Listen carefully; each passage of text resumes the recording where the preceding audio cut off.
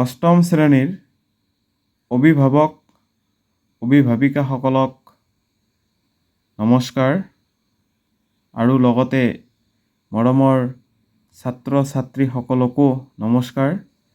আজি আমি এইটো ক্লাছত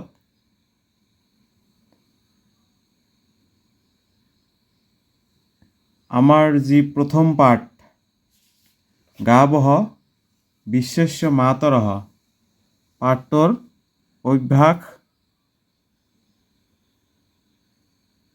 আলোচনা কৰিম। অভ্যাসত যি প্ৰশ্ন দি আছে সেইবিলাক আলোচনা কৰিম। আহা আমি একেলগে প্ৰশ্নবোৰ আলোচনা কৰোঁ। প্ৰথম 1 নম্বৰত কি দি আছে? লঘু উত্তৰাণী লিখত। লঘু অৰ্থাৎ এইটোক আমি একপদেন উত্তৰত বুলিও ক'ব পাৰোঁ। ঠিক আছে, মই কিন্তু উত্তৰবিলাক সম্পূৰ্ণ বাক্যত লিখি দিছোঁ। তোমালোকে সম্পূৰ্ণ বাক্যত নিলিখিলেও হ'ব। ঠিক আছে। ক নম্বৰ প্ৰশ্নটো কি আছে? অস্মাকম দেশঃ কীদৃশঃ দেশঃ অস্তি। আমাৰ দেশখন কেনেকুৱা দেশ?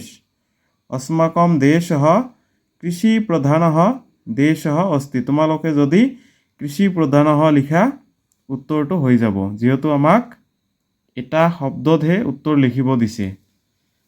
মূল উত্তৰটো কি হ'ব? কৃষি প্ৰধানঃ। খ নম্বৰত কি আছে?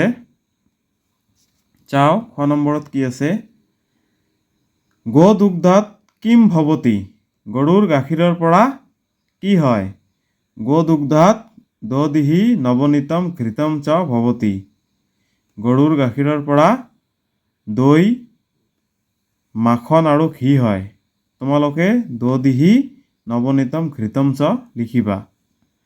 তাৰ পিছৰটো কি কৈছে চাও। গ নম্বৰ গোদুগ্ধম কস্मै উপকাৰী ভৱতি।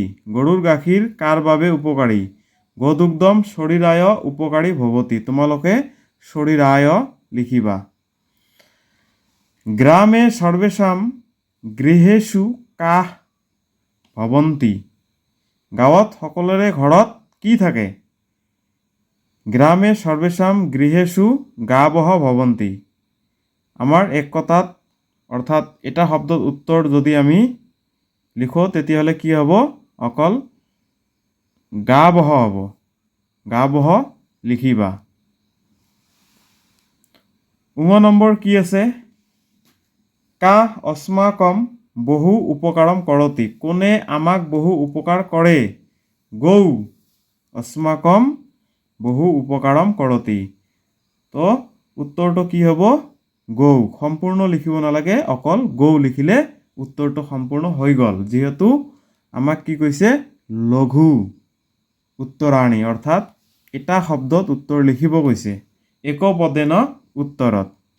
এতিয়া আমি 2 নম্বৰ চাম কি কৈছে? পূৰ্ণ বাক্যেন উত্তৰত। পূৰ্ণ বাক্যত উত্তৰ দিয়া অৰ্থাৎ এটা সম্পূৰ্ণ বাক্যত, এটা বাক্যত আমাক উত্তৰ লিখিব দিছে। কেষু কেষু গৌ পবিত্ৰাম কল্যাণকাৰী চ মন্যতে। কোন কোন ঠাইত গৰুক পবিত্ৰ আৰু কল্যাণকাৰী বুলি মনা হয়? উত্তৰ কি হ'ব? বেদেষু বেদত, পুৰাণেষু পুৰাণত, উপনিষদষু উপনিষদ, ধৰ্মগ্ৰন্থেষু আৰু ধৰ্মগ্ৰন্থত চ গৌ পবিত্ৰাম কল্যাণকাৰী চ মন্যতে। পবিত্ৰ আৰু কল্যাণকাৰী বুলি মনা হয়। তাৰ পিছৰ প্ৰশ্ন কি আছে? দুগ্ধাত কিম কিম ভৱতি। গাখীৰৰ পৰা কি কি হয়? দুগ্ধাত দধিঃ ভৱতি। ততঃ নৱনীতম ঘৃতম চ ভৱতি। গাখীৰৰ পৰা দৈ হয়। তাৰপিছত কি হয়? মাখন হয় আৰু ঘি হয়। তাৰ পিছৰ প্ৰশ্ন কি আছে চাওঁ আমি। কি আছে তাৰ পিছৰ প্ৰশ্ন? গ নম্বৰ কি আছে? কিম কিম পঞ্চগব্যম ইতি কথয়তি। পঞ্চগব্য বুলিলে কি কি কোৱা হয়? দধি, দুগ্ধম ঘৃতম গোময়ঃ গোমূত্ৰম চ পঞ্চগব্যম ইতি কথয়তি। অৰ্থাৎ দই, গাখীৰ, ঘি, গৰুৰ গোবৰ আৰু গোমূত্ৰ অৰ্থাৎ গৰুৰ প্ৰস্ৰাৱ, এই পাঁচটাক কি বুলি কোৱা হয়? পঞ্চগব্য বুলি কোৱা হয়। তাৰপিছৰ প্ৰশ্ন কি আছে? অস্মাকম দায়িত্বম কিম? আমাৰ দায়িত্ব কি? গবাম সেৱা ৰক্ষণম চ অস্মাকম দায়িত্ব। গাই গৰুক কি সেৱা কৰা আৰু ৰক্ষা কৰাই হৈছে কি আমাৰ দায়িত্ব। তাৰপিছৰ প্ৰশ্ন কি আছে?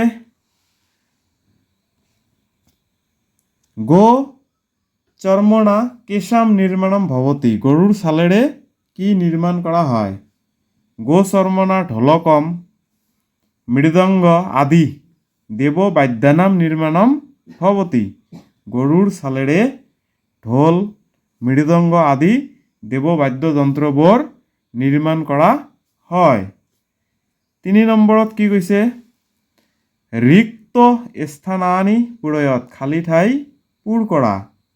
গাবঃ ডেশ ইতি কথয়ামঃ? কি হ'ব উত্তৰ? গোমাতা। গোময়ে ডেশ শক্তিঃ বৰ্ততে উৰ্বৰা। তাৰপিছত কি আছে? গোমাতা ৰাষ্ট্ৰস্য ডেশ অস্তি ধৰোহৰঃ। গ্ৰামে প্ৰায়ঃ সৰ্বেষাং গৃহেষু ডেশ ভবন্তি গাবঃ। তাৰপিছত কি আছে চাওঁ আমি। গোঘৃতম অতীব ডেশ মন্যতে পবিত্ৰম। 4 নম্বৰত কি কৈছে? বাক্য নিৰ্মাণম কুৰুত? বাক্য নিৰ্মাণ কৰা অৰ্থাৎ আমাক শব্দ দিয়া আছে এটা এটা, এই শব্দবোৰেৰে এটা এটাকৈ বাক্য বনাব লাগিব। প্ৰথমটো কি দি আছে? ঋষভঃ।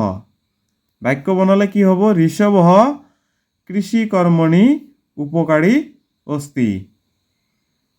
গোমাতা গাবঃ গোমাতা ইতি কথয়ামঃ। তাৰপিছত কি আছে? পঞ্চগব্যম পূজাসু শুদ্ধি কৰ্মণি চ পঞ্চগব্যস্য উপয়োগঃ ভৱতি।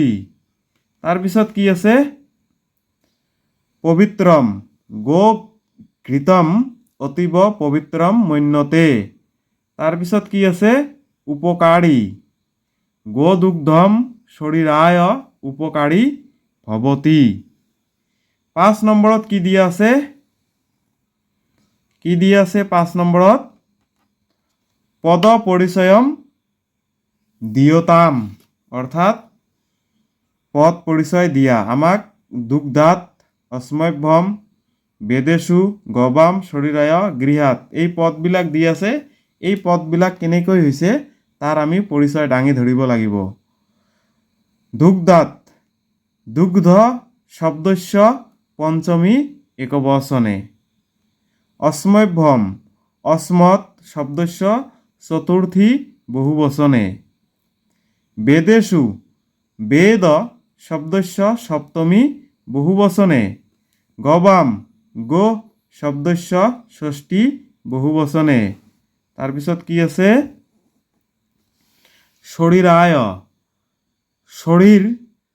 শৰীৰ শব্দস্য চতুৰ্থী একবচনে। গৃহাত গৃহ শব্দস্য পঞ্চমী একবচনে।